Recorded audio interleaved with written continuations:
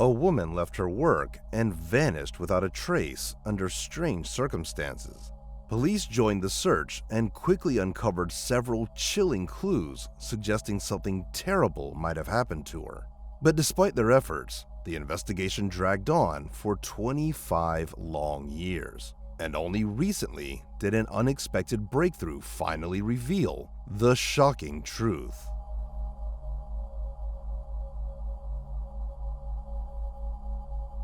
Kim Langwell was born on December 24, 1965, in Houston, Texas. She grew up there with her parents and sister, surrounded by friends, and was known for her determination from a young age. At the age of 18, Kim gave birth to her daughter, Tiffany. But shortly after, Tiffany's father left them, so Kim had to raise her daughter on her own. She moved to a town called Beaumont, hoping to start fresh and build a stable life for herself and Tiffany. At first, it wasn't easy. Kim often had to juggle 3 jobs at once just to make ends meet. But eventually, she landed a good position at a local oil refinery, which gave her more time to focus on her daughter. At this job, Kim also met a man named Ken. The two started dating, and before long, they got engaged, excited to plan their future together. On July 9, 1999, 34-year-old Kim had plans to spend the evening at a restaurant with Ken and her 15-year-old daughter, Tiffany. That day, she was scheduled to finish her shift at work around 5 p.m., head home, and then go to the restaurant.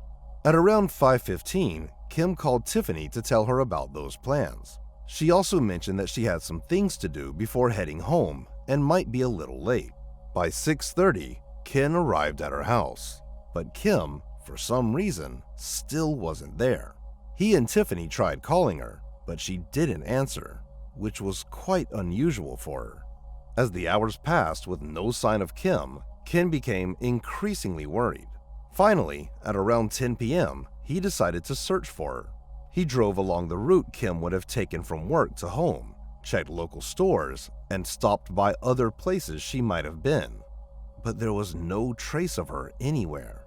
Ken kept searching until he spotted Kim's car parked outside a pharmacy, but Kim herself was nowhere to be found. He looked around the area, hoping to find her, but there was no sign of her anywhere near the pharmacy. At first, Ken thought maybe she'd changed her mind about dinner and gone somewhere else. It crossed his mind that she could have left with a friend and decided to leave her car there, even though it didn't make much sense to him. Still, he convinced himself that she was probably fine and headed home. The next morning, Ken drove back to the pharmacy and saw that Kim's car was still sitting in the parking lot. She also hadn't come home overnight and hadn't contacted anyone. At that point, his worry turned into fear. Realizing something was seriously wrong, Ken decided to call the police. After hearing all of this, the officers immediately got to work. Their first step was to examine Kim's car. There were no signs of a struggle or blood inside, but they did find something unsettling. Her cell phone was left behind. Next, they spoke with Kim's daughter, Tiffany, who had been the last person to speak with her. Tiffany explained that after work, her mom had planned to stop by the house of a man named Terry, with whom she'd been in a relationship for 7 years. Even though they had broken up over 6 months earlier, Terry still kept in touch with Kim from time to time. That evening, he asked her to help him with a repair project. He needed someone to hold a few shelves while he mounted them to the wall. Tiffany said she called Terry on the night her mom disappeared, but he told her Kim had only stopped by for a few minutes and left. When the police spoke with Kim's friends, they learned that her relationship with Terry had been anything but smooth. At first, when Kim started dating him, her friends thought he seemed like a decent guy, but that impression didn't last long. Over time, Terry's behavior became more aggressive and controlling. He constantly called Kim, demanding to know where she was and who she was with. He insisted that she obey him and frequently caused arguments over the smallest things. Eventually, Kim decided to end this relationship, but breaking up with Terry wasn't easy. He tried to stop her in every way possible. Sometimes he promised to change, and other times he threatened to hurt her if she left him. Despite his efforts, Kim finally managed to walk away. After that, Terry didn't do anything crazy to get her back, but he continued to stay in contact with her. Kim was afraid to completely cut him off, worrying that if she did, he might harm her or her daughter. From conversations with Kim's friends, police uncovered even darker details about her relationship with Terry. Shortly before their breakup, he had become physically violent, even going as far as choking her during an argument. After that incident, Kim became genuinely afraid that one day Terry might take things even further. At one point, she confided in her friends, saying that if she ever disappeared, they should start looking for her in Terry's backyard. All this information, combined with the fact that Kim had visited Terry shortly before she vanished, made investigators take a hard look at him as a possible suspect. But when they questioned Terry, he denied any involvement in her disappearance.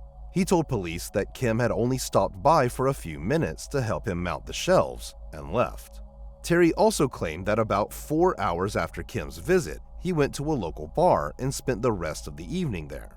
This meant Terry had no alibi for the time Kim went missing, and his motive seemed clear. Investigators got a warrant to search his home and combed through his property, but they found nothing. No trace of Kim, no belongings, no blood, nothing to link Terry to her disappearance. Forensic experts also examined Kim's car, but didn't find any clues either. In the end, police couldn't uncover any evidence linking Terry to her disappearance or anything that could explain what happened to Kim. But soon, a new suspect entered the picture. Kim's friends revealed that she had repeatedly complained about her boss, Frank. Not long after she started working for him, Frank began showing her unwanted attention. He openly flirted with her, despite being married. As time went on, Frank began writing her love letters, trying to convince her to start a relationship with him. In total, he sent more than 100 letters. The whole situation made Kim uneasy. She was afraid Frank might fire her one day just because she didn't feel the same way. In fact, Kim had been so uneasy about the situation that she gave all of Frank's letters to her close friends, asking to hold on to them in case anything ever happened to her. The police reviewed Frank's letters, and their content made it clear he was completely obsessed with Kim. On top of that, Kim had confided in her friends that Frank would slowly drive past her house several times a day. Sometimes he'd even park across the street and just watch her. What made the situation even more bizarre was that Ken, Kim's current boyfriend, also worked at the same company, but that didn't seem to bother Frank at all.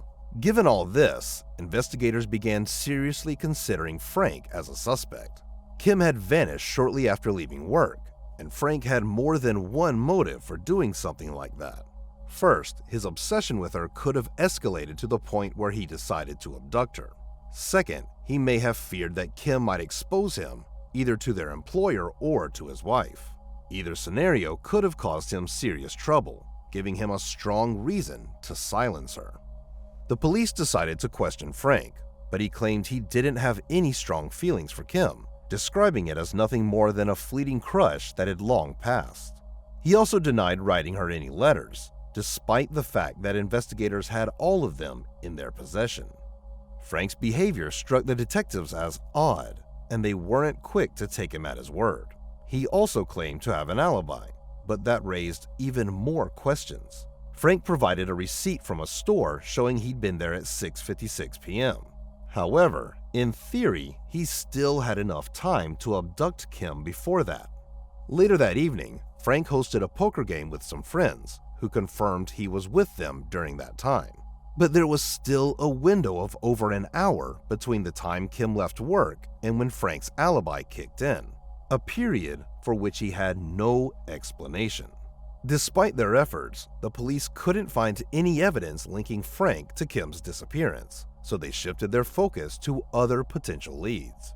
Investigators tried to locate surveillance footage from cameras along Kim's route, from her home to Terry's house, and then to the parking lot where her car was found, but this effort yielded no results. They also reviewed her phone records and discovered that her last call had been to her daughter, with no further activity afterward. The detectives then concentrated on search efforts, scouring the city and its outskirts. Volunteers joined in, and police made a public appeal, asking anyone with information to come forward. Yet, despite these efforts, they made no progress. At the same time, more reports about Terry's odd behavior started to surface.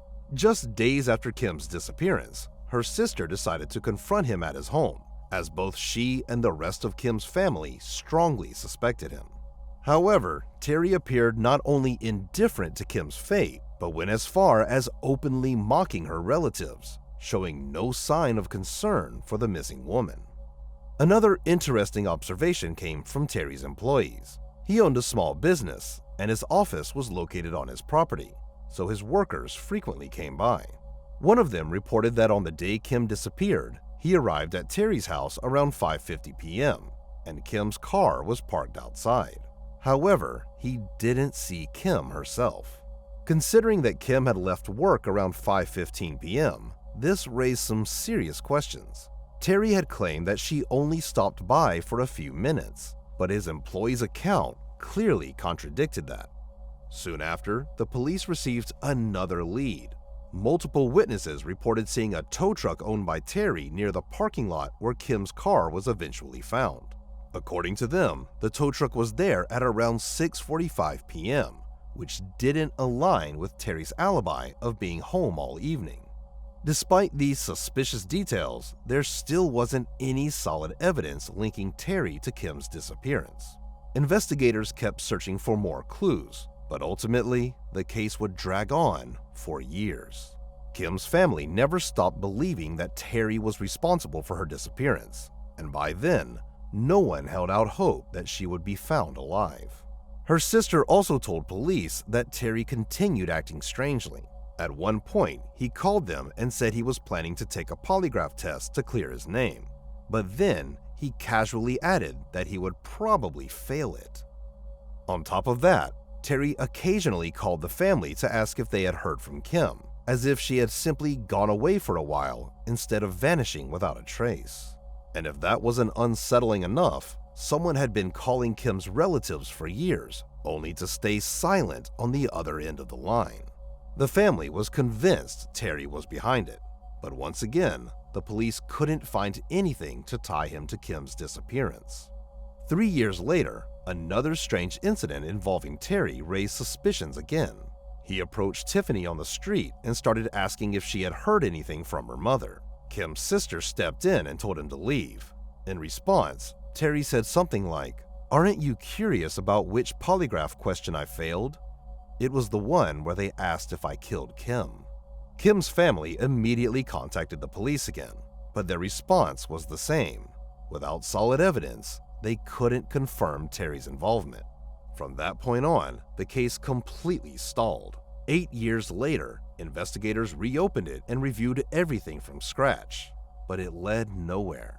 Terry, by then, had stopped cooperating with the authorities and flat out refused to answer any more questions. This went on for many years, until early 2024, when the Oxygen True Crime documentary team took an interest in Kim's case. They decided to create an episode about her disappearance and launched their own investigation.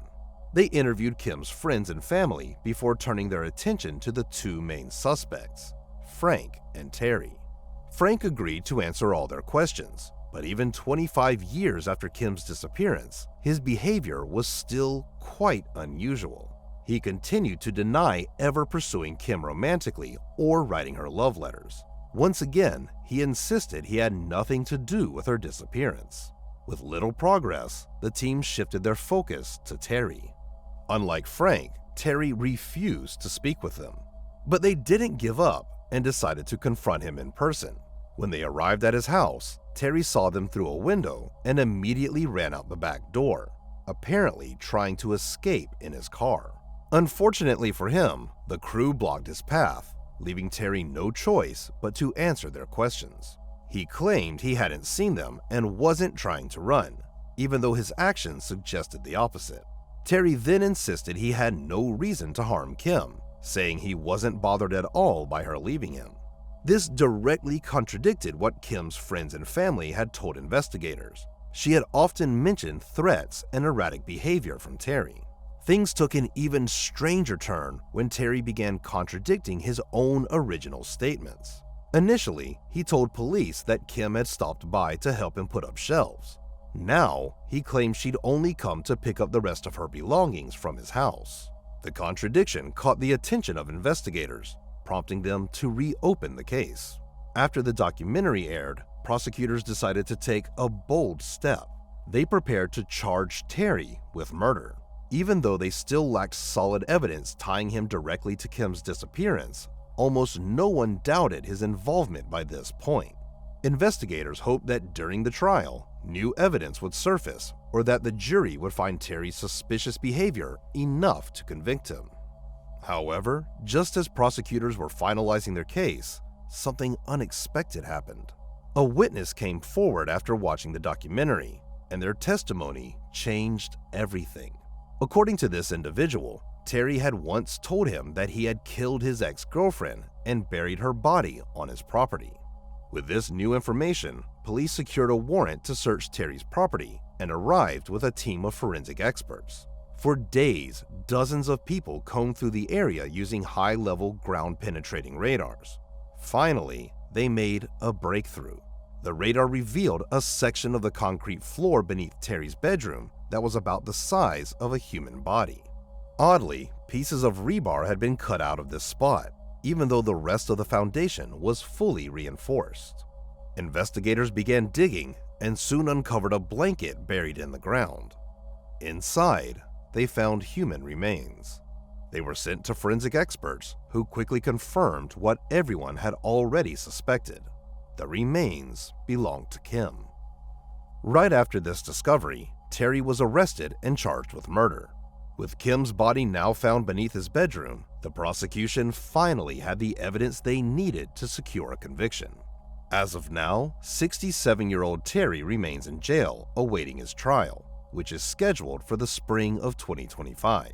In addition to the criminal charges, Kim's daughter has filed a civil lawsuit against him, seeking compensation and aiming to strip Terry of the financial means to fund his defense in the criminal case. It's worth noting that following Terry's arrest, the original investigative team faced heavy criticism. As we know, Kim had told her friends that if she ever went missing, they should look for her on Terry's property. And 25 years later, her body was found exactly where she said it would be. To this day, it's unclear why Terry's house and property weren't thoroughly searched back then. Perhaps investigators did check the yard but found no signs of recent digging. It's also unknown when exactly Terry buried her under his bedroom. It's possible he initially hid her body elsewhere and only moved it under the house after police had completed their initial search. Regardless, Terry now has almost no chance of escaping justice, and Kim's family has finally been able to give her a proper burial. Joan D'Alessandro was born on September 7, 1965, in the quiet town of Hillsdale, New Jersey. She had loving parents and two older brothers. Their family lived in a peaceful suburban neighborhood and was deeply religious. From an early age, Joan regularly attended her local church, and later she enrolled in a Baptist elementary school. Joan quickly made a lot of friends and did great in her classes. She also developed a love for ballet and really started to get into the arts. At about the same time, Joan joined the Girl Scouts, spending a lot of time outdoors with other girls, picking up some valuable life skills, socializing, and just having fun. One of their main activities was selling cookies. The girls would go door to door in their neighborhoods asking people to buy them. April 19, 1973 was Clean Thursday, and Joan's school had the day off. The 7-year-old spent it at home with her mom, mostly playing in the yard. Around 3 p.m., she saw one of her neighbors pull into the driveway. Some of the neighbors had pre-ordered cookies, and Joan would deliver the boxes once they were ready. By that afternoon, she only had a few deliveries left.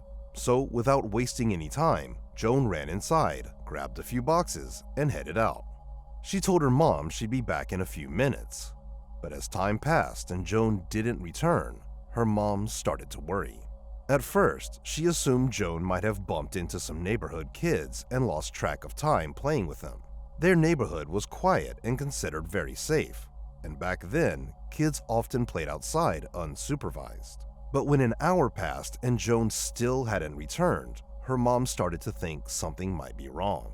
By then, it had started raining, and she thought Joan might have taken shelter at a friend's house to wait out the bad weather. The rain stopped pretty quickly, but Joan was still nowhere to be found. Soon after, her dad came home from work, and his wife told him she couldn't find Joan. He immediately got in his car and started driving around the neighborhood, looking for her, but there was no sign of Joan anywhere. Meanwhile, Joan's mom tried to find the list of addresses where her daughter was supposed to deliver cookies, but realized Joan had probably taken it with her. However, she remembered something Joan had said just before leaving. She hadn't mentioned which neighbor she was going to, but she had said that the person had just pulled into their driveway in a new car. Her mom immediately thought of a family who lived just a few houses down, as they were the only ones in the neighborhood with a new vehicle. While her husband continued searching the streets, she decided to check with those neighbors and visit some other houses where Joan might have dropped off cookies. Joan's mother visited several neighbors, but all of them said they hadn't seen the girl that day. Frustrated and increasingly alarmed, she returned home, and when her husband told her he hadn't found any sign of her daughter either, they decided it was time to call the police. After hearing Joan's mother's story, officers jumped right into action and launched a large-scale search operation.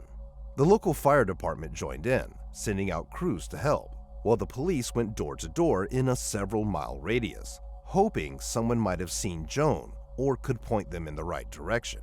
But no one had spotted the girl. This was quite odd, especially since the street leading away from Joan's house was a main road that led to a busy shopping center. Cars were constantly coming and going, yet no one had noticed a young girl walking in the area. As word of Joan's disappearance spread through the neighborhood, dozens of local residents began joining the search. Many of them knew Joan's family well and were eager to help in any way they could. The number of people involved in the search grew by the hour. By midnight, local officers requested assistance from the FBI and state police. Search dogs were brought in to track Joan's scent using her belongings, but the efforts led nowhere. Volunteers combed through abandoned lots, empty houses, nearby forests, parks, and even the shores of a local lake. But despite their dedication, there was no trace of Joan. At first, police considered the possibility that Joan might have wandered too far from home and gotten lost. But by the middle of the night, it became clear that the situation was far more serious. If she had simply lost her way, she likely would have been found by then. This led investigators to suspect foul play.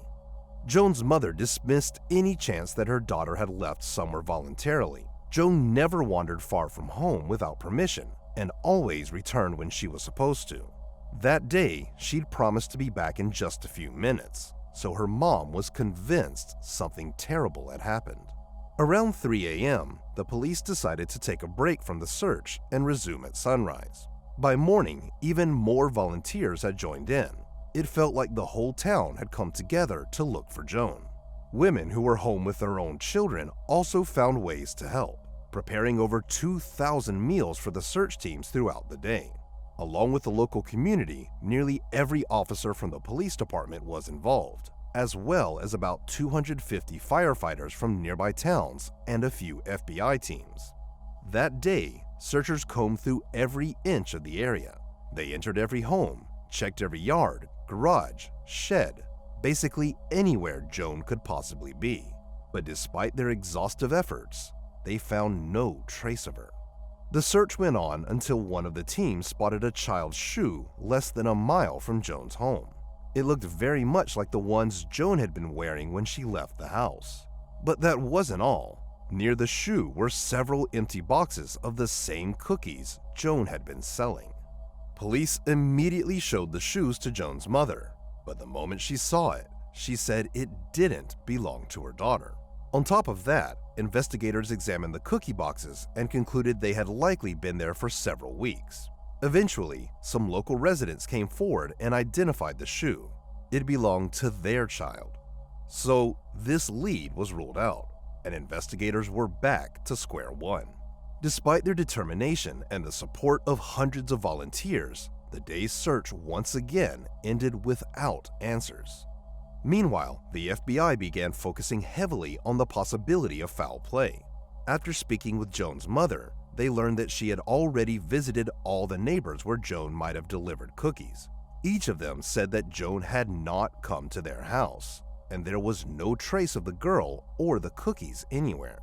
However, Joan's mother shared something else with the detectives, a gut feeling she had about one particular neighbor. As we know, before leaving the house, Joan mentioned she was going to deliver cookies to a neighbor who had just pulled into their driveway in a brand new car. The only neighbors who had recently purchased a vehicle were the McGowans, so Joan's mother went straight to their house. She was met by 26-year-old Joseph McGowan, who lived there with his mother and grandmother. He claimed he hadn't seen Joan, but something about him felt off. Joan's mom couldn't put her finger on it. She just had a bad feeling about him. The detectives had already spoke with Joseph, but he denied having anything to do with Joan's disappearance. Still, they couldn't ignore some red flags. He seemed to struggle with his own story, constantly tripping over details about his alibi for the time Joan went missing. But despite their suspicions, there wasn't any physical evidence in his home linking him to the case. Joseph also had no criminal record. It was actually quite the opposite. He worked as a school chemistry teacher and had a great reputation in the community. Still, as the hours turned into days, the detectives' gut feeling about him only grew stronger. Eventually, they brought him into the station for a polygraph test, and Joseph agreed to answer their questions. The results weren't what he was hoping for. The operator flagged multiple signs of deception on nearly every key question. However, the police couldn't use the polygraph results as solid evidence of his guilt. Instead, they informed Joseph about his failure and kept pressing him to tell the truth. Eventually, to the surprise of the detectives, their persistence paid off, and in a quite unexpected way, Joseph broke down and asked them to bring a priest to the station. After speaking with the priest in private, Joseph finally confessed to what happened that day. According to his story, he had been mowing the lawn outside his house when Joan approached him with a few boxes of cookies. He said he had ordered them a couple weeks earlier, so he invited Joan inside to pay for them. From this point, Joseph's account took a strange turn. According to his words, he suddenly realized he didn't have the exact amount of cash to pay her, which, for some unknown reason, deeply upset him. Feeling ashamed, he grabbed Joan and dragged her to his bedroom, where he struck her multiple times and subjected her to other horrifying acts. The detectives, of course, didn't buy this part of his story for even a second, but they let him continue his confession. After committing these horrific acts, Joseph suddenly realized the gravity of what he'd done and started panicking about what to do next. He knew that if he let Joan go, it would destroy his life, so he decided to get rid of her. After several failed attempts, Joseph killed Joan, wrapped her body in an old sofa cover, and placed it in the trunk of his car. Then, he cleaned up the blood in his bedroom, stuffed the cleaning rags into a bag, and drove to a national park in neighboring New York State, about 20 miles from his home. At the park, he carried Joan's body into a wooded area and hid it behind a large rock. On his way back, he also disposed of the evidence in random trash bins along the road. Shortly after he returned home, Joan's mother came by looking for her daughter. Later, Joseph even joined the search efforts for the missing girl along hundreds of locals. After finishing his confession, Joseph said something quite unsettling. He told the police that, despite everything he'd done, he was completely calm that night and had no trouble falling asleep at all. While parts of Joseph's story immediately raised questions, investigators prioritized finding Joan's body. They contacted New York's Park Services, and Joseph gave them detailed directions to the location. Thanks to this, the search took less than an hour. Joan's body was discovered behind a large rock in a remote, wooded area. Once medical examiners began their work, more inconsistencies in Joseph's story came to light.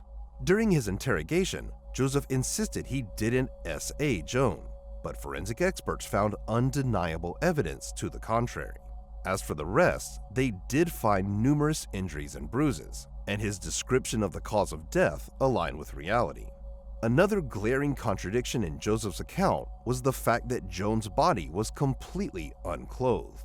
Yet even when detectives confronted him with this detail, Joseph continued to deny anything related to S.A. For Joseph's family and friends, the entire situation was a complete shock. They had always seen him as a decent, kind person and couldn't believe he was capable of something so horrific. His colleagues at the elementary school where he worked as a chemistry teacher were equally stunned. To them, Joseph was a talented and well-educated teacher who had never caused any trouble. As for the residents of their town, dozens of them began gathering outside Joseph's house in the days following his arrest. While most didn't act aggressively, police decided to block off the entire street as a precaution, fearing someone might try to harm his mother or grandmother. Some residents were so outraged by what had happened that they even started flipping through phone books looking for people with the last name McGowan and calling them to unleash their anger.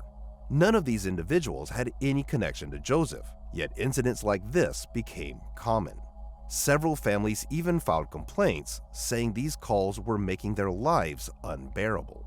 Soon, the community was enraged even more because the judge decided to set Joseph's bail at $50,000 after his arrest. While that was a huge amount of money for the time, people were furious. Hundreds of them flooded the court with angry letters demanding the bail be revoked, insisting that Joseph should remain behind bars. The thought of him potentially walking free and living just a few houses away from his victim's family was unthinkable. But not everyone opposed the idea of Joseph being released on bail. Some residents were actually eager for him to get out, so they could take justice into their own hands. Under immense pressure, the court eventually changed its decision and revoked Joseph's bail, even though his family had already managed to gather the necessary amount. In the end, he was kept in jail to await trial and placed in solitary confinement for his own safety, as other inmates were eager to harm him. The trial began several months after Joseph's arrest, and he pleaded guilty to the murder. However, he continued to deny the fact of S.A. and insisted that the crime was a spontaneous act. According to him, he didn't understand what had come over him, but the prosecution wasn't buying it. Before the trial, several psychiatrists evaluated Joseph, and they all concluded that he had harbored dark, monstrous desires for many years. He had managed to hide these urges, presenting himself as a normal and well-adjusted person. But the moment he had the chance to act on his fantasies, he didn't hesitate a second. There was also speculation suggesting that Joseph had planned something like this in advance. The fact that Joan's body was hidden deep in the woods behind a large rock raised serious doubts that he had chosen the spot on a whim. Investigators strongly believed he had known about the location long before the crime and kept it in his mind as a convenient place to dispose of a body. At the end of the trial, Joseph was sentenced to life in prison. But there was a catch. The laws at the time allowed for parole, even for someone like him, which meant the case was far from over. Nearly 20 years later, Joseph became eligible to apply for parole, causing outrage among Joan's family. Her parents said they hadn't even known this was an option. To make matters worse, their attorney warned them that if they didn't take action to oppose his release, there was a strong chance Joseph would walk free. The problem was that over the years, Joseph had undergone multiple evaluations with psychiatrists, all of whom concluded that he was no longer a threat to society and could be released. Adding to his case was his spotless behavior throughout his time in prison. As a result, Joan's mother was forced to do everything in her power to convince the judge and others in the parole system that Joseph did not deserve to be released. At the same time, she decided to push for changes in the law to ensure that parole would never be an option for criminals like Joseph. And after many years of relentless effort, she succeeded. A new law was passed in New Jersey that made anyone convicted of murdering a person under 14 for the purposes of SA ineligible for parole under any circumstances. Just a year later, a federal version of this law passed, mostly thanks to Joan's mother's tireless advocacy. As for Joseph, he didn't fall under the jurisdiction of the new laws. However, Joan's mother still managed to convince the court to deny his parole. But in 1999, another chance for his release came up, and this time, something unexpected happened. Before the decision was made, Joseph underwent another evaluation with a psychiatrist, whose job was to assess his mental state. During these conversations, Joseph suddenly changed the story he had been sticking to for over 20 years. Initially, he had claimed that he attacked Joan out of frustration when he couldn't find the right amount of change. That story had never been particularly convincing, but now Joseph admitted that wasn't how it happened at all. According to Joseph, he had been going through personal struggles during that period of time. He was unsatisfied with his life, unhappy with his job, and generally miserable, which left his mind in a pretty dark state. When Joan came to his door with cookies, he claimed he just decided to take out his anger on her, leading him to commit the crime. Despite this new explanation, the court once again denied his parole. Over the following years, Joseph continued to petition for early release, but each time, the outcome was the same. His requests were rejected. During one of his attempts to secure parole, Joseph gave an interview to John Douglas, a former FBI agent and author whose work inspired characters in The Silence of the Lambs and the series like Hannibal and Mindhunter. Douglas, known for interviewing infamous serial killers like Charles Manson, agreed to assess whether Joseph was fit to re-enter society.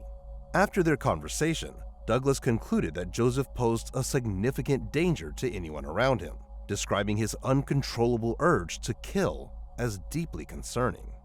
Using his unique approach, Douglas managed to earn Joseph's trust, uncovering something quite troubling in the process. At some point, Joseph boasted about having over $600,000. He explained that after his mother and grandmother passed away, he received sizable payouts and sold their house. But here's the kicker. Joseph revealed he had moved all the money to a bank in neighboring New York State to ensure that Joan's mother couldn't touch a single penny through civil lawsuits, leaving him with plenty of money to pay for legal representation. Douglas was so struck by this interview that he later wrote an entire book about it. Joseph's last attempt to secure parole was in 2008, with his next hearing scheduled for 2025. Joan's mother was preparing to oppose his release once again, but she didn't have to. Joseph passed away in 2021 at the age of 74.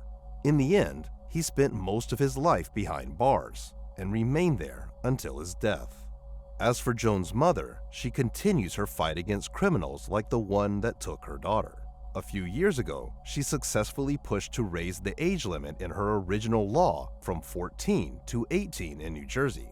She also helped pass another law in the state that completely removed the statute of limitations for murder cases. In addition to that, she founded a nonprofit organization dedicated to helping children, which has achieved remarkable results over the years. Joan's mother plans to keep building on this work, both to honor her daughter's memory and to protect thousands of other children. Drew Shedeen was born on September 26, 1981, in the small town of Pequot Lakes, Minnesota. From an early age, Drew was full of energy and determination. She loved drawing, crafting, and keeping active with basketball, volleyball, and golf. She was also involved in various charity programs, always looking for ways to help anyone in need. Her warm personality and genuine kindness made her a lot of friends, and in high school, she was even voted prom queen. After graduating, Drew enrolled at the University of North Dakota, where she majored in fine arts. Even though the campus was a 3-hour drive from her hometown, she tried to visit her parents as often as she could. Drew managed to juggle her studies, where she excelled, 2 part-time jobs, and an active role in campus life. She also continued to dedicate her time to charity, never losing sight of what mattered most to her. On top of that, Drew signed up for a special university program that gave her the chance to travel on a regular basis, and she was especially excited about her upcoming trip to Australia. While in college, Drew started dating a guy named Chris. The two quickly became serious and began making big plans for their future together. On November 22, 2003, 22-year-old Drew headed out for her usual weekend shift at a clothing store where she worked part-time. Later that evening, she was scheduled to work as a waitress at a local club. After finishing her first shift, Drew stopped by a shop in the same mall, bought herself a purse, and walked toward the parking lot. On the way, she called her boyfriend Chris, and they chatted for about 4 minutes. But then, something strange happened. Drew suddenly went silent in the middle of the conversation. After a pause, she said, "Oh my God, okay." Then the line went dead. At first, Chris didn't think much of it. He assumed the call had dropped as Drew walked through the parking lot, or that her phone battery had died. 3 hours later, Chris received another call from Drew's phone. But when he answered, all he could hear was silence. There was a faint noise in the background, something that sounded like wind, along with what seemed to be the sound of phone buttons being pressed. He called out Drew's name several times, but there was no response. Chris tried calling her back, but Drew didn't answer. This time, he started to worry. He decided to call her roommate to see if she had heard from Drew. The roommate said she hadn't spoken to her all day, but reassured him, saying Drew was probably just busy with work and there was no need to panic. Shortly after the conversation, though, Drew's roommate got a call from the manager at the club where Drew was supposed to work that evening. To her surprise, the manager said Drew hadn't shown up for her shift, and she hadn't even called to let anyone know. This was completely out of character for Drew, as she was always responsible and reliable. Her roommate, recalling the strange call Chris had mentioned, began to worry that something bad might have happened. She started calling local hospitals, thinking Drew might have been admitted somewhere, but no one matching her description had been brought in. By then, it was late in the evening, and the roommate decided it was time to contact the police. She explained that Drew had missed her shift, didn't come home, and had some unsettling phone calls with her boyfriend. But the police didn't see any immediate cause for alarm. To them, there wasn't enough evidence to suggest something serious had happened. After all, Drew was 22, so they just recommended waiting a little longer before taking any action. Still, Drew's roommate decided to take matters into her own hands and reached out to the University of North Dakota's campus police. Unlike the city police, they jumped right into action. Their first stop was the mall where Drew had worked that day. It was the last place anyone had seen or heard from her. When they checked the parking lot, they found her car still in its usual spot, even though her shift had ended hours ago. Another weird thing was the fact that the car doors were unlocked. Inside, there were no signs of a struggle or anything to indicate that something bad had happened. But then the officers noticed something really suspicious. Lying on the ground near the car was a small knife sheath. This discovery raised serious concerns, prompting the university police to contact the city police, who finally stepped in. Officers requested CCTV footage from the parking lot, hoping for a lead. But there was a problem. Drew's car was parked in a blind spot, completely out of the camera's view. Determined to figure out what happened, investigators turned to the mall's security footage. They started combing through hours of video from every camera inside the building, trying to trace Drew's movements before she vanished. It was quite a challenge given the size of the mall, so the process was anything but quick. Meanwhile, news of Drew's disappearance quickly spread across campus. The university wasted no time organizing a massive search effort. Hundreds of students stepped up to help, scouring streets, wooded trails, riverbanks, and other secluded areas. The faculty also urged anyone with information to come forward, hoping for a clue that could shed light on what had happened to Drew. Meanwhile, the police got hold of Drew's phone records, which backed up her boyfriend's story about their last call. But when they dug into the phone's location data, they found something odd. The cell tower pings showed that Drew's final call to Chris hadn't come from the mall parking lot. Instead, it had been made from a nearby town, about a 30-minute drive away. Based on the timeline, investigators realized that the noises Chris heard during the call, like the sound of wind and buttons being pressed, could have occurred while Drew was already in this other location. Since her car was still parked at the mall, it was clear Drew couldn't have gotten to another town on her own. This led police to suspect that she may have been abducted. But despite their extensive efforts, the next few days passed without any new leads. Officers kept combing through the mall's surveillance footage while search teams scoured the city, desperately hoping to find even the smallest clue. 2 days later, the case finally took a turn. In a small town called Crookston, near the spot where Drew's phone last pinged, police found a black shoe by the riverbank. When they showed it to Drew's roommate, she immediately recognized it. It was one of Drew's. This discovery deepened investigators' fears. If Drew had been abducted, the evidence suggested she'd been taken far from her town. Police quickly contacted other departments in the area, sharing details of the case and asking for their help in the search. Meanwhile, investigators finally found CCTV footage from the mall that showed Drew on the day she disappeared. They saw her visiting several stores after her shift, seemingly shopping for Christmas gifts for her loved ones. This footage gave investigators a clear idea of what Drew was wearing at the time she vanished. It also confirmed that she had been wearing the same black shoes as the one found near the river in the neighboring town. With all the available clips featuring Drew in hand, investigators started analyzing the footage for any suspicious individuals who might have been following her or appeared in multiple frames with her. Before long, one person caught their attention: a middle-aged man dressed in all black, walking with a cane. His unusual behavior stood out immediately. According to the CCTV footage, the man entered the grocery store connected to the mall multiple times. However, he never bought anything. Instead, he appeared to ignore the shelves entirely and focus on other shoppers, particularly women. Investigators soon spotted the same man on other footage taken outside the store. He was sitting on a bench, watching passers-by. But then something truly suspicious happened. When a young woman who vaguely resembled Drew walked past him, he got up from the bench and started following her. Over the next few hours, the police uncovered more clips showing the same man following other young women around the mall. Unfortunately, the footage alone didn't give them enough to identify him, so detectives turned to their database, searching through records of men in the area with prior convictions for serious crimes. After compiling a list of 60 names, the investigators narrowed it down to just 4, eliminating anyone who didn't match the suspect's description.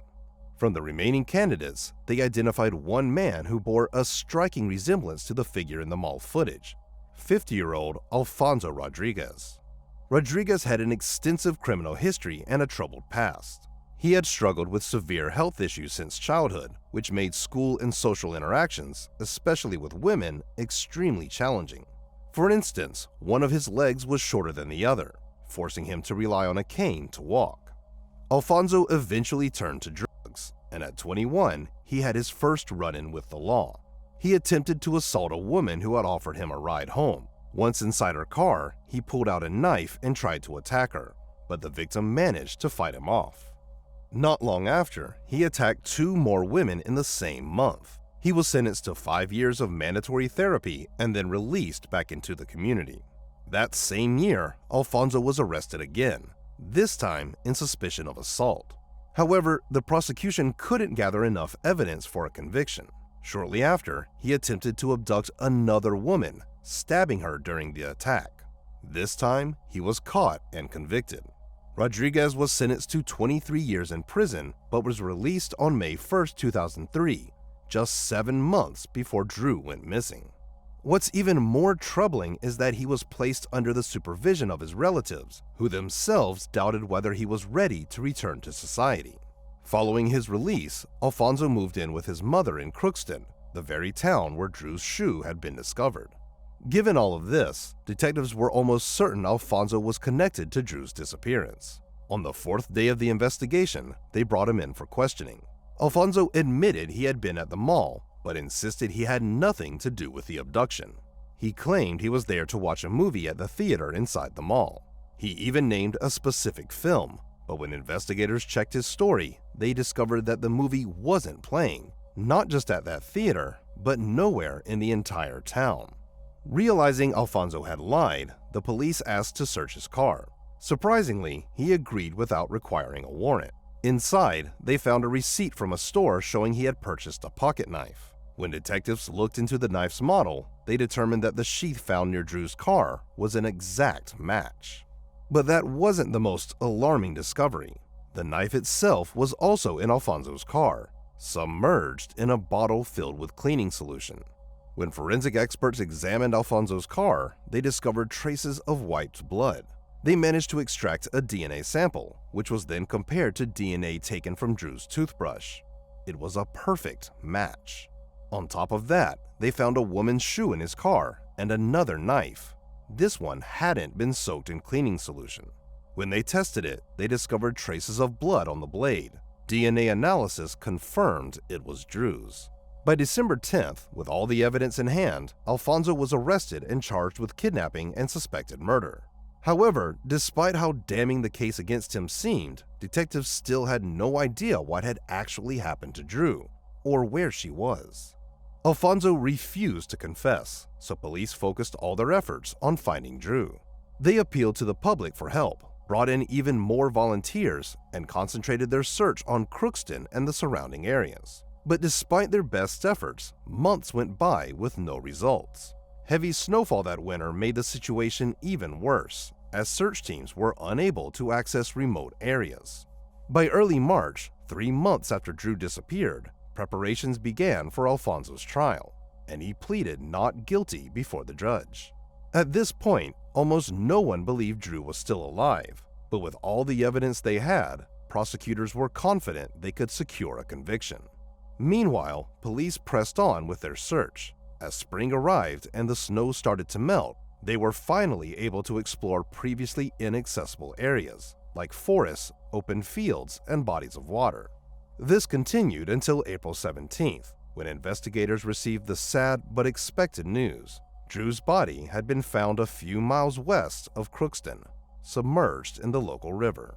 During the winter, the area had been frozen over and covered in snow, making it nearly impossible for search teams to locate her earlier.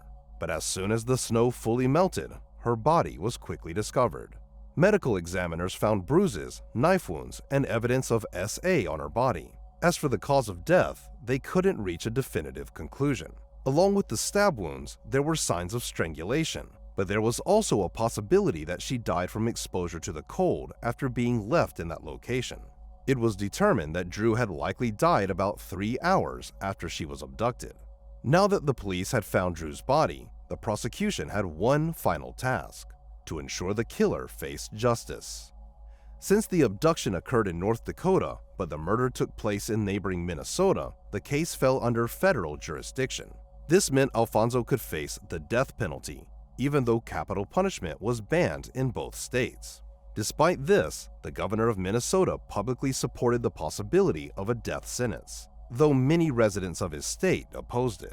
In North Dakota, this case was the first in over a century where a resident faced the prospect of the death penalty. The trial began in the summer of 2006, and Alfonso continued maintaining his innocence. But with the overwhelming evidence against him, there was almost no chance of avoiding punishment, and on February 8, 2007, he was sentenced to death. As is often the case with capital punishment, the execution was delayed for years. During this time, Alfonso remained in prison, awaiting his fate. Meanwhile, Drew's family got actively involved in pushing for a law to create a national registry of offenders convicted of violent crimes. In the summer of 2007, this law, named in Drew's memory, was signed by the president. It set up a website where the public could access addresses and other personal information of people convicted of violent offenses. Drew's parents repeatedly said that Alfonso should never have been released from prison in the first place. Later, even the doctor in charge of the mandatory rehab spoke out, telling reporters he had strongly opposed his release. He'd recommended transferring Alfonso from the clinic to prison because he believed Alfonso still posed a danger to society. Despite these warnings, Alfonso was allowed back into the community, a decision that ended in tragedy. Unfortunately for Drew's family, the sentencing of Alfonso Rodriguez didn't mark the end of the case. In 2011, Rodriguez's lawyers filed an appeal, claiming that their client suffered from developmental issues. While this initial attempt failed, a second appeal, filed 10 years later in 2021, was far more successful. This time, the judge ruled in favor of the defense. He acknowledged evidence suggesting Rodriguez did have developmental challenges and noted that his attorneys hadn't been given a fair chance to present these details during the original trial. The judge also highlighted Rodriguez's troubled childhood and significant health problems. The defense team further argued that the medical examiner who testified during the trial had exaggerated the extent of Drew's injuries, suggesting that the truth wasn't as horrific as it had been made to seem. All of this ultimately led to reopening the case, leaving Drew's family to once again fight for justice. In the end, the judge overturned Rodriguez's death sentence and ordered a new trial. As a result, in March 2023, Alfonso was sentenced to life in prison without the possibility of parole. What's particularly unsettling is that Rodriguez had already confessed to the crime during a 2013 interview from death row. However, now he will spend the rest of his life behind bars, no longer facing the threat of execution. In Drew's memory, her university established a scholarship that remains active to this day. Her family also created a memorial garden in her hometown, and plans are underway to build a similar memorial on her university campus. Céline Fégat was born on May 23, 1976, in the French town of Besançon. It was a quiet and peaceful place, not far from the Swiss border. Céline grew up in a loving family with her parents, 2 brothers, and a sister. Her dad was a farmer, so she and her siblings spent a lot of time outside, helping him keep the farm running. At school, Céline was active in sports and had many friends. When she was 14, her parents took her to nearby Britain, and she absolutely loved it. From that point on, she started thinking about moving there someday. She decided to pursue an education that would allow her to work in the hotel business, inspired by her cousin, who was a hotel manager in the UK. After finishing school, Céline enrolled in a local university to study accounting. She also continued visiting her cousin in England whenever she could. One summer, he helped her get a job at a hotel, and she spent a few months working there before returning home. At the end of 1995, when Céline was 19, she decided to travel to Britain again for Christmas. At that time of year, public trains in France were experiencing disruptions, so her parents asked a family friend, a truck driver, for help. He was delivering cargo to England and agreed to give her a ride to a town called Folkestone. From there, Céline planned to travel to Fordingbridge, a town about 150 miles or 250 kilometers away, where her cousin lived. On December 18th, Céline left home, planning to reach her cousin's hotel by that evening. Her parents were expecting a call from her to let them know she had arrived safely, but as the evening stretched on, there was no word from Céline. She didn't have a mobile phone, so all her family could do was just wait and hope she would make it to the hotel eventually. Later that night, they finally got a call, but it wasn't Céline. It was her cousin. He told them she still hadn't arrived and asked if something had changed in her plans. Céline's parents grew even more worried and, with no other options, decided to contact the police. French authorities quickly reached out to their British colleagues, who immediately launched a search for the missing woman. Their first step was to speak with Céline's parents, who traveled to England to assist in the investigation. They told them about a family friend, a truck driver, who had agreed to give Céline a ride to Britain. The police tracked him down, and he confirmed that he had dropped her off in Folkestone. After that, he had to head in a different direction. While they were at the truck stop, the driver met another French trucker who was heading to a town called Newbury, about an hour's drive from Céline's cousin's hotel.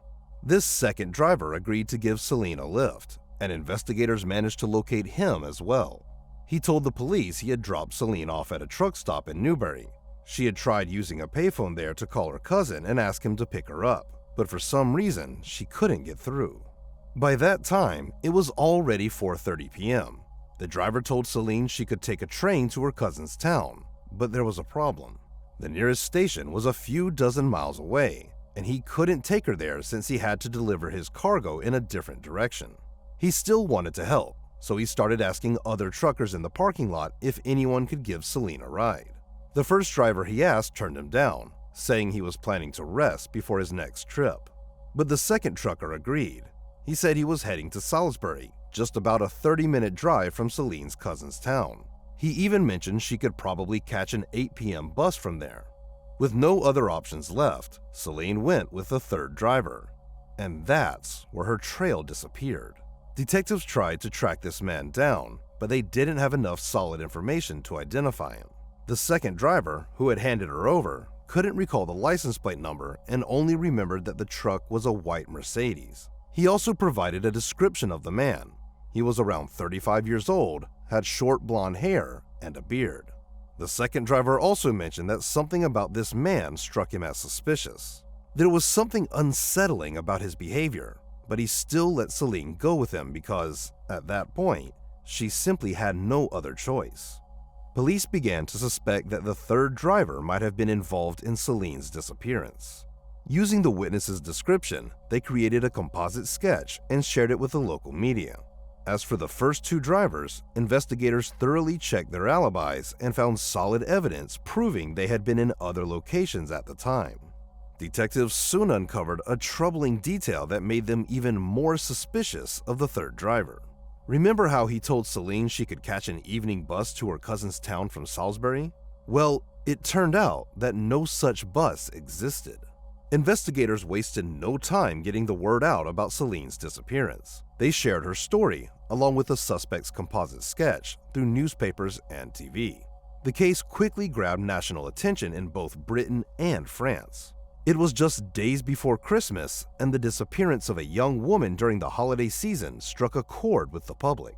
On top of that, there were fears that Celine might have fallen victim to a serial killer. Over the past 2 years, several young women had been murdered in the same area. Police believe these cases were linked to a single perpetrator, and now they were worried Celine's disappearance could be connected to him.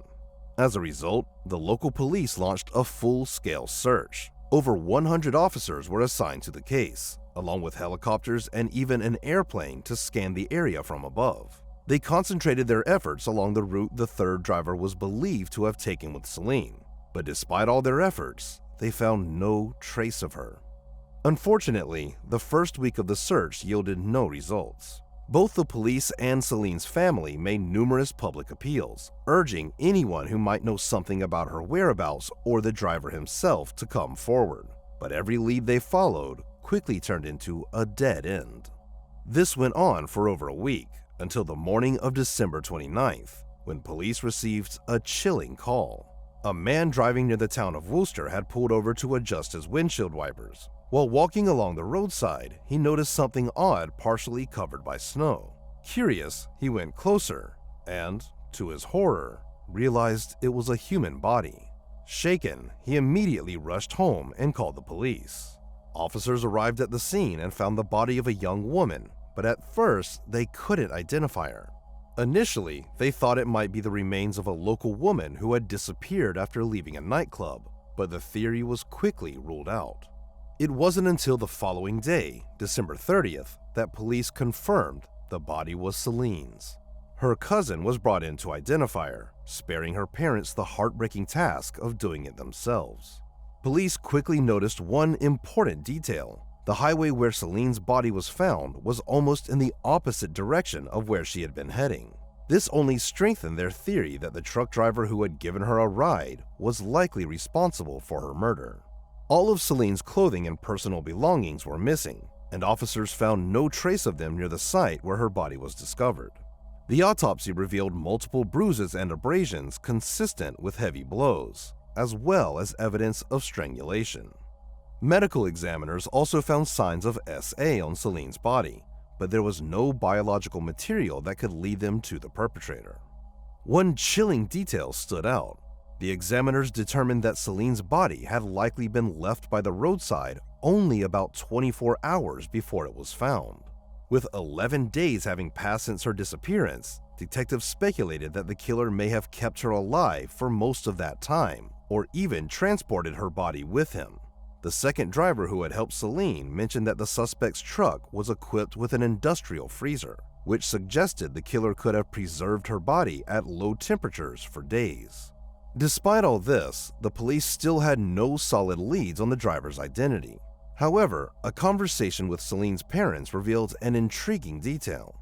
She had been carrying 2 bottles of champagne as Christmas gifts. These, along with all her other belongings, were never found. It seemed likely that the killer had taken them, which gave investigators a potential new angle to explore. This champagne was a specific French brand that wasn't sold in Britain, making those 2 bottles completely unique in the country. Police decided to use this as leverage and sent information about the bottles to the media, along with photos of identical champagne. They hoped that the perpetrator might have shown them to someone or even shared them with friends or family. But unfortunately, this lead also went nowhere. Without any other leads in hand, investigators decided to take an unprecedented step. Despite the absence of the perpetrator's DNA on the victim's body, in early January of the following year, they initiated the first mass DNA collection in Britain's history. The police focused their efforts on drivers of Mercedes trucks and similar models. This process took over a month, and detectives managed to test more than 5,000 drivers. Most of them willingly provided their samples, but there were some who refused. Investigators put them on a separate list for further scrutiny, thinking that one of those individuals might be the killer. Meanwhile, Celine's case continued to gain widespread attention in both British and French media. The police received thousands of tips and leads, but unfortunately, none of them brought the detectives any closer to catching the killer. This continued until mid-February, when one tip finally caught the investigators' attention. A man called the police after seeing the suspect's sketch on the news and said it looked strikingly similar to one of his coworkers, a 36-year-old truck driver named Stuart Little. He also mentioned that Stuart drove a Mercedes truck with a refrigeration unit. This lead prompted detectives to start digging into Stuart's background. The first thing they uncovered was Stuart's extensive criminal history, though it consisted of non-violent offenses. Next, they decided to approach him carefully and ask for a DNA sample, presenting it as a routine part of their investigation involving thousands of drivers across Britain. However, Stuart refused to provide a sample, which only deepened their suspicions. After several more attempts to persuade him, though, Stuart eventually gave in and agreed to the test. As soon as they had his DNA, the police secured a warrant to search his truck. That's when they found their first major evidence: traces of blood on the mattress in the sleeping area and in other parts of the cab. Testing confirmed it was Celine's blood, and that was enough for an arrest. The police also obtained a warrant to search Stuart's house. In his garage, they discovered Celine's personal belongings, the ones she had with her when she disappeared. But that wasn't all. Investigators noticed something odd about Stuart's tachograph, the device truck drivers are required to use by law to track their driving hours. It appeared that on the day Celine's body was dumped, Stuart had deliberately concealed information about his movements. However, he made a mistake. After disposing of the body, he resumed work without filling in the missing data. This created a suspicious gap in his driving log, which detectives believed corresponded to the time he transported Celine's body to the roadside. During his first interrogation, Stuart denied any involvement in the murder, claiming he had never even picked up Celine. But when police brought in the other driver, who identified Stuart in a lineup, his story changed. He now admitted to giving Celine a ride and claimed they had consensual intercourse. As for her belongings found in his garage, Stuart insisted she had simply forgotten them when he dropped her off. Naturally, investigators weren't quick to believe Stuart's story. They continued searching for evidence and soon found a witness who had seen him the day before Celine's body was discovered. The witness spotted Stuart near a warehouse about 50 miles from where the body was found. He was seen starting a fire next to his truck, and it appeared he was burning something. When police confronted Stuart about this, he claimed he'd started the fire to warm up his truck brakes, which had supposedly frozen due to the weather. Officers decided to search the area near the warehouse, and it didn't take long for them to find something disturbing. Underneath a fence, they discovered Celine's underwear. It was stained with her blood. Piecing together all the evidence, investigators came up with the most likely timeline of events. When Stuart picked up Celine, he drove to a secluded area where he assaulted and killed her. Based on the blood evidence found in his truck, they believe Stuart kept her body on the lower bunk in his cab for 10 days while continuing to make deliveries as if nothing had happened. Shockingly, just a week after the murder, Stuart went home to celebrate Christmas with his wife and children, while Celine's body remained just a few yards away in his truck. At some point, he decided to dispose of the body. Investigators found receipts showing Stuart had purchased a shovel, an axe, and a saw, likely with the intention of dismembering her remains. However, for some reason, he abandoned that plan and simply left her body near the roadside. Detectives soon uncovered another chilling detail. The day after Christmas, Stuart gave those 2 bottles of rare French champagne to an acquaintance as a gift. When detectives questioned him about it, Stuart claimed he'd bought the bottles from another French truck driver. but investigators didn't believe a word of it. On top of that, they uncovered another intriguing detail.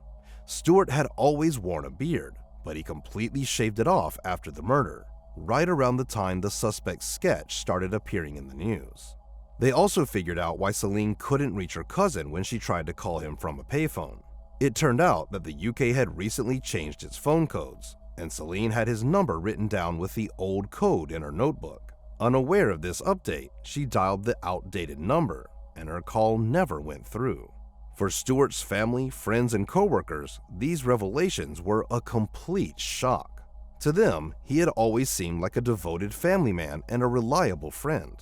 At first, many even refused to believe he could have been involved. But as the media revealed the mounting evidence against him, they had no choice but to face the horrifying truth of who Stewart really was. Stewart's trial began in October of that year, and despite the mountain of evidence against him, he stuck to his story, denying everything. But the jury didn't need long to deliberate. They unanimously found him guilty of murder, and he was sentenced to life in prison with the possibility of parole after serving at least 20 years. Soon after his sentencing, Stewart tried to appeal the verdict, claiming that the high-profile nature of the case had biased the jury, preventing him from receiving a fair trial. However, the appeals court rejected his claims. In 2006, Stewart made another attempt to have his sentence reviewed, but once again, his appeal was denied. 10 years later, in 2016, Stewart became eligible for parole, but his request was denied. The reason was clear. Even after spending 2 decades in prison, he still refused to admit to the crime and maintained his innocence. The judge also voiced concerns that Stewart remained a danger to society. As of now, Stewart remains behind bars, with little chance of being released anytime soon. It's worth mentioning that Stewart was ultimately ruled out as a suspect in the other murders I mentioned earlier. Those crimes turned out to be the work of another truck driver who was arrested in late 1997. While prosecutors linked him to just 2 murders, they still believe he might be responsible for several other unsolved cases. As for Stewart, investigators also suspected that Celine might not have been his only victim. However, after all these years, no evidence has been found to connect him to any other crimes. Mikhail Bush was born on February 13, 1997, in the Canadian province of Alberta. She grew up there with her parents and a younger sister, who was not only incredibly close to her, but also saw her as a role model throughout their lives. Mikhail was a cheerful, energetic, and kind girl, which naturally drew people to her and earned her many friends. One of her biggest passions in life was ice skating. From a young age, she and her parents would often visit local rinks, and over time, it became something she truly loved. While in high school, Mikhail met a boy named Cody, and the two began dating. It didn't take long for them to realize they wanted to spend the rest of their lives together.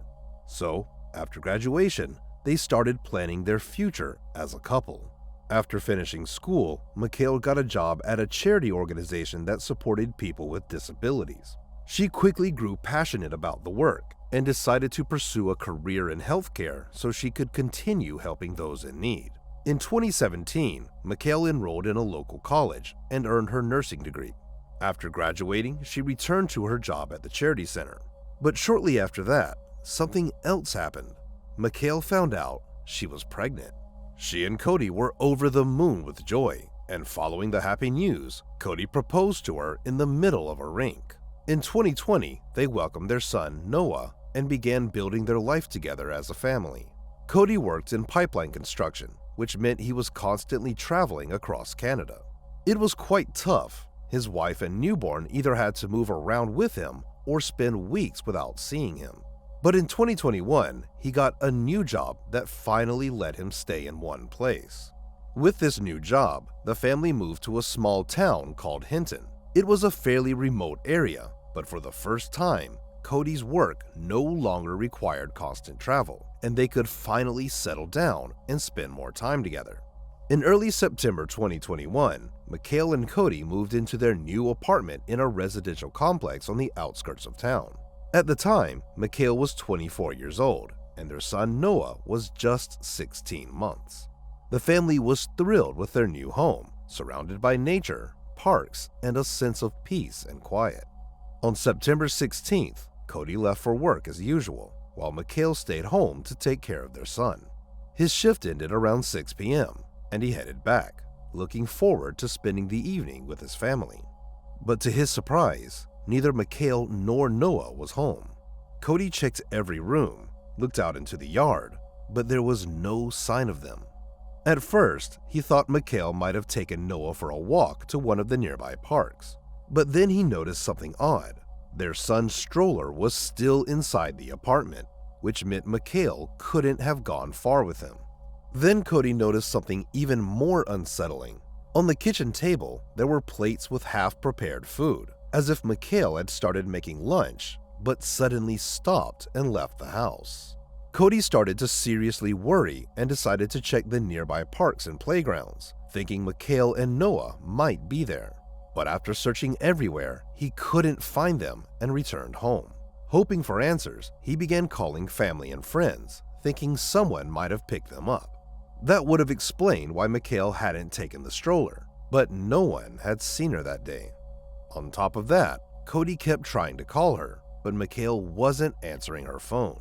The whole situation felt increasingly bizarre, and Cody decided it was time to call the police. By the time he made the call, one of his friends had arrived at the apartment complex to help. Together, they searched the area again before the police arrived, but couldn't find them. It seemed like Mikhail had vanished without a trace. The officers arrived shortly after and joined the search. They thoroughly checked the apartment complex, the wooded area behind it, and nearby streets. They also began going door to door, questioning residents in hopes of finding any clues about Mikhail and Noah's whereabouts. Before long, their efforts paid off. One neighbor mentioned seeing a woman who looked like Mikhail running away from the complex toward the road earlier that day. She wasn't screaming or calling for help, and her son wasn't with her. The police decided to follow up on this lead and asked the complex manager for access to the CCTV footage. They reviewed hours of recordings but couldn't find any sign of Mikhail. But then, something completely unexpected caught their attention. Around noon, the same neighbor who claimed to have seen Mikhail was captured on camera carrying 2 large garbage bags out of the building. The police went straight to the dumpster to examine the contents of those bags. When they opened one, they were met with a horrifying sight. Inside was Noah's body, along with some of Mikhail's belongings, including her phone. This discovery immediately changed the course of the investigation. Detectives knew they had to proceed carefully, as Mikhail's whereabouts were still unknown. They suspected the neighbor was directly involved in the crime and decided to search his apartment. But there was a problem. The man lived right next door to Mikhail's apartment, where Cody and other family members were waiting. The 2 apartments shared a wall, and the police were concerned that what they might find inside the neighbor's apartment could trigger an uncontrollable situation. To avoid this scenario, the officers came up with a plan. They asked Cody and his family members to temporarily leave their apartment, explaining that investigators needed to conduct a thorough examination. What they didn't tell Cody was that his son's body had just been discovered only a few dozen yards away. As soon as Cody left, the police went straight to the neighbor's apartment. They requested permission to search the unit, and the man voluntarily agreed. When investigators reached the bathroom, they found Mikhail. Her body was lying in the tub, completely unclothed.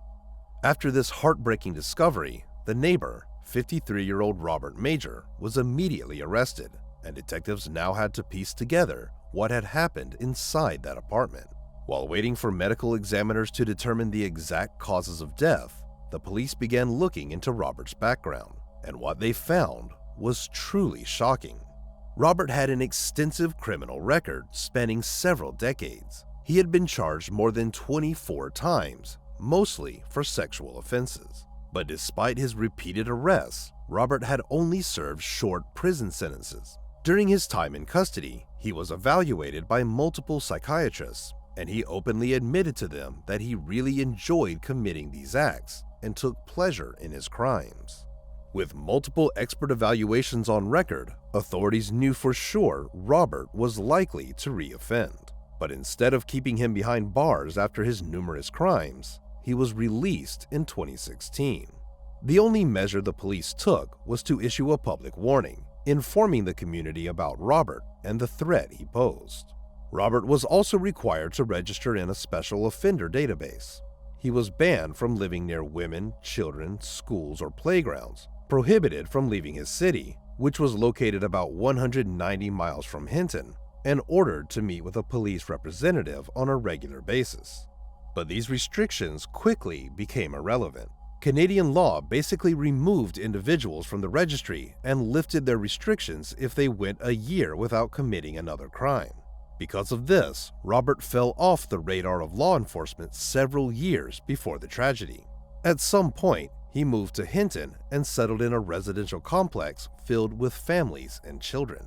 None of the local police officers were aware of his criminal history. The management of the apartment complex, even if they wanted to, had no way of accessing this information, let alone the residents themselves. Medical experts soon completed their examination of the bodies, while Robert, shortly after his arrest, gave a partial confession, and his words shocked even the most seasoned investigators. On top of that, they managed to gather additional evidence and witness statements that helped piece together the full picture of what happened on that fateful day. That morning, Mikhail and Noah went for a walk in the nearby park. When they returned home, the building manager approached Mikhail to discuss an issue. The problem was that Cody, who worked on pipelines, would often come home with his boots and clothes covered in dirt, leaving muddy tracks all the way to their apartment door. The manager asked Mikhail to address the situation, and she promised to clean it up right away. After their conversation, Mikhail went back inside, put Noah down for a nap, and started preparing lunch. Around this time, she also called a friend. This friend later recalled hearing a knock at Mikhail's door during their conversation, followed by a man's voice. He offered to help clean the hallway, but the friend didn't catch the rest of the exchange. Shortly after, Mikhail returned to the kitchen, finished her call, and sent a message to a family member around 2 p.m. From there, one critical question remained unanswered for investigators. How did Mikhail end up in Robert's apartment? Robert himself refused to clarify this particular moment, leaving police to speculate. Perhaps he lured her there under some pretense, maybe by continuing the conversation about cleaning the hallway or asking for her help with something else. One way or another, Mikhail ended up inside Robert's apartment, and this is where his confession began. Almost immediately after she walked through the door, he attacked her and tried to strangle her. But for nearly 10 minutes, he struggled to succeed. In the end, he managed to kill her and then SA her. He then dragged her body to the bathroom before heading to her apartment, where he took Noah and ended his life as well. After committing these horrific acts, Robert placed Noah's body, along with Mikhail's clothes and belongings, into garbage bags and dumped them in a container outside the building. It seemed he had no further plan, as Mikhail's body was simply left in the bathroom. Although he tried to mislead investigators by claiming that Mikhail had run off from the complex, possibly hoping that police wouldn't think to look inside his apartment. As for his motives, they remain unclear. The details of the case, including the full account of his confession, were never made fully public. Investigators shared only bits of information with media, leaving room for speculation. The reason behind Mikhail's murder was relatively straightforward. Not only did Robert find satisfaction in causing harm, but he also killed her with the intent of SA. However, Noah's murder was more perplexing. Investigators suggested that Robert may have killed him out of fear that Noah could identify him. Another theory is that Noah woke up and started crying, which may have scared Robert, thinking the noise could draw attention from the neighbors. One way or another, Robert's main motive became crystal clear through his numerous conversations with psychiatrists. He simply took genuine pleasure in harming others, especially those who were physically weaker than him. It's worth noting that even prison didn't stop him. During one of his previous sentences, Robert assaulted a cellmate, which led to additional charges. With news of this case spread across the country, Many were horrified, not only by the brutality of the crime, but also by the fact that such a dangerous man had been allowed to live freely. Public outrage grew even stronger when details of what happened during the trial came to light. But more on that later. Robert openly admitted to psychiatrists that he enjoyed committing such crimes, and all of them agreed there was a very high likelihood he would do it again. But despite this, he was released back into society, and eventually, authorities stopped monitoring him altogether. The residents of that complex had no way of knowing about his criminal past either. Even if he had remained on a sex offender registry, the system in Canada works very differently than in the US. In Canada, only law enforcement officials can access the registry, not the general public. This left many Canadians outraged, as the laws prioritized protecting the privacy of a predator but failed to protect Mikhail and her son. The family had moved into that complex just 15 days before the tragedy, only to become victims of a man who lived literally next door. This devastating injustice pushed Cody and the rest of the family to fight for change. They became actively involved in drafting a new piece of legislation named in Noah's memory. The main goal of the bill was to ensure that repeat offenders are monitored for their entire lives, not just for a short period after their release. The bill also proposed creating a public registry of these offenders, so anyone could easily check if someone with a criminal past was living in their area. As for Robert, he didn't deny his guilt, so the trial moved pretty quickly.